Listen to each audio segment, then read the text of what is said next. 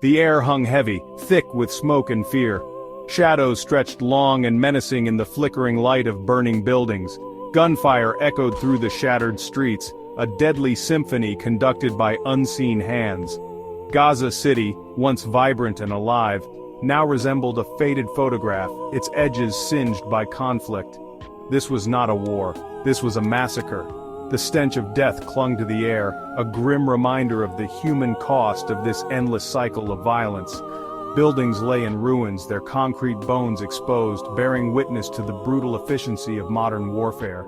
Dust and debris swirled in the air, a macabre confetti celebrating the city's demise. The silence, when it came, was worse than the bombs. It was a heavy, oppressive silence, pregnant with anticipation. It was the silence of a city holding its breath, bracing itself for the next wave of destruction. This was not a new story.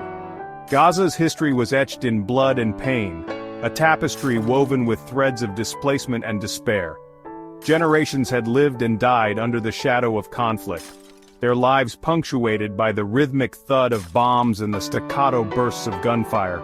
The old men, their faces etched with the memories of countless wars, spoke of a time before the checkpoints, before the walls, before the endless cycle of violence. A time when Gaza was a place of laughter and light, not a byword for suffering. But those days were a distant memory, a bittersweet echo of a lost paradise. Each generation inherited the conflict, a poisoned chalice passed down from father to son.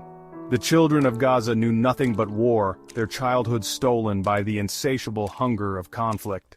The bombs fell like rain, each explosion a hammer blow to the heart of the city.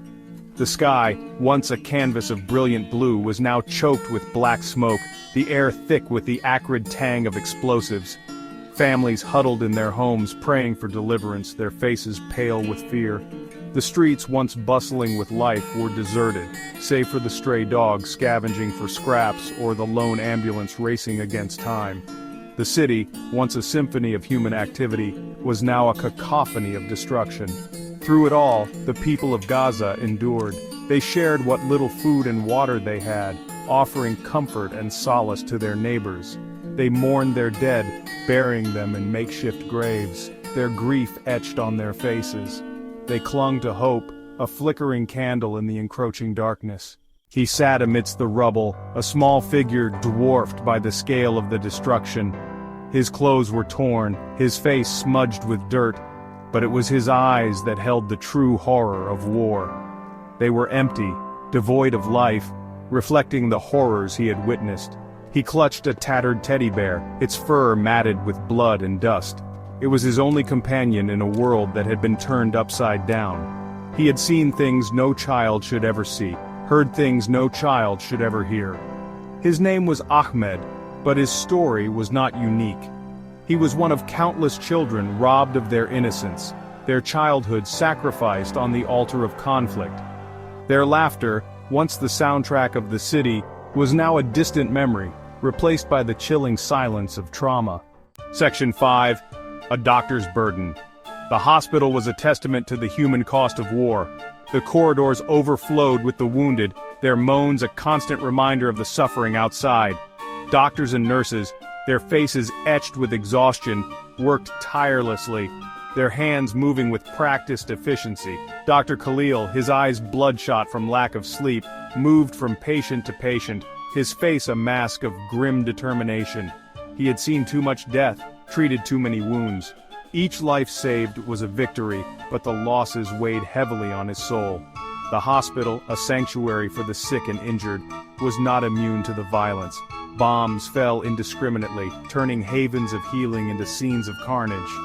But the doctors and nurses persevered, their dedication a beacon of hope in the darkest of times. Section 6. Whispers of Resilience. Even in the face of such overwhelming despair, the human spirit endured. Amidst the rubble, life found a way to bloom. Small acts of kindness, a shared meal, a comforting word, became acts of defiance against the brutality that surrounded them. The women of Gaza, their strength tested but unbroken, became pillars of their communities. They cooked over open fires, tended to the wounded, and comforted the grieving. They were the keepers of hope, their resilience a testament to the indomitable spirit of humanity. The men, their shoulders heavy with the weight of responsibility, worked tirelessly to rebuild their shattered lives. They cleared rubble, repaired damaged homes, and sought to provide for their families. Their determination was a testament to the enduring power of hope. Section 7. A teacher's defiance. In a bombed-out schoolhouse amidst the dust and debris, a young teacher named Fatima gathered her students. Their faces, etched with the trauma of war, lit up with a spark of hope as she began her lesson. Education, she believed, was their only weapon against the cycle of violence. With makeshift chalkboards and salvaged textbooks, she taught them about history, about their heritage, about the power of knowledge. Her classroom, a beacon of learning in a sea of destruction, became a symbol of hope for the future. Fatima's defiance was not unique. Across Gaza, teachers continued to teach, artists continued to create, and musicians continued to play. Their art, their music, their words were all acts of resistance, a refusal to let the darkness extinguish the light of their spirit. Section 8. Finding hope in the rubble.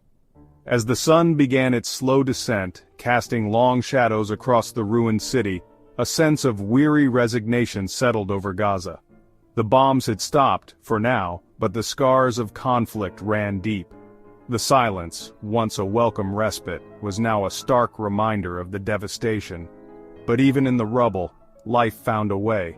Children, their laughter echoing through the shattered streets, played games of make-believe, their imaginations transporting them to a world without war. Their resilience, their ability to find joy in the face of despair, was a testament to the enduring power of the human spirit. The people of Gaza, their spirits tempered by hardship, clung to the hope of a better tomorrow. They had endured unimaginable suffering, but their spirit remained unbroken. They knew that the road ahead would be long and arduous, but they were determined to rebuild their lives, brick by broken brick. Section 9. The Long Road to Dawn. The road to peace is paved with the shattered dreams of countless victims. The conflict in Gaza is not just a political dispute, it is a human tragedy of epic proportions. It is a story of loss, of displacement, of unimaginable suffering. But it is also a story of resilience, of courage, of the indomitable human spirit. The people of Gaza, despite the horrors they have endured, have not given up hope. They continue to dream of a future where their children can live in peace, where their land is no longer a battleground. The world must not turn a blind eye to their plight. We must amplify their voices, share their stories, and demand an end to the violence. The people of Gaza deserve justice, they deserve peace, they deserve a future free from fear. The road to dawn will be long and arduous, but we must never give up hope. For in the words of the Palestinian poet Mahmoud Darwish, we have on this land what makes life worth living: April's hesitant steps and the fragrance of bread at dawn.